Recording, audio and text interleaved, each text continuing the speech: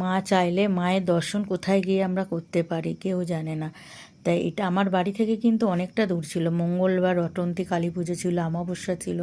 আমরা সেদিনকে গেছিলাম। ওদের ঠাকুর আনতে যাওয়ার সময় আমাকে অসীম ফোন করেছিল, আমি পৌঁছাতে পারিনি। আমি যখন গেছি তখন ওদের ঠাকুরটা আসলো। তা ঠাকুরটা মণ্ডপে রাখলো, রাখার পর আমি একটু ভিডিও করলাম। ওদের 12টার পর পুজো শুরু হয়েছে, ব্রাহ্মণ এসে সব গোছানো করছিল, কিন্তু আমি পুজোটা শেষ অবধি দেখতে পাইনি, কারণ আমি বাড়ি চলে এসেছিলাম। আর দেখো, পুরীতে গিয়ে এদের সাথে সব একসাথে গেছিলাম। তারপর পুরীতে যাওয়ার পর এই আবার দেখা হলো, একসাথে একটু হাসি গল্প করলাম। করার পর আমরা বাড়ি চলে আসবো বলে আমরা আবার একটু খেতে বসে গেলাম। তা মায়ের ভোগ দিয়েছিল, এত অপূর্ব স্বাদ।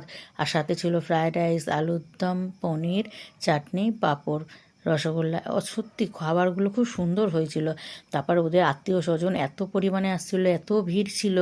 আর আমাকে থাকতে বলছিল, খুব জোর করছিল, আমি না থাকতে পারিনি, মেয়েরা বাড়িতে ছিল। আর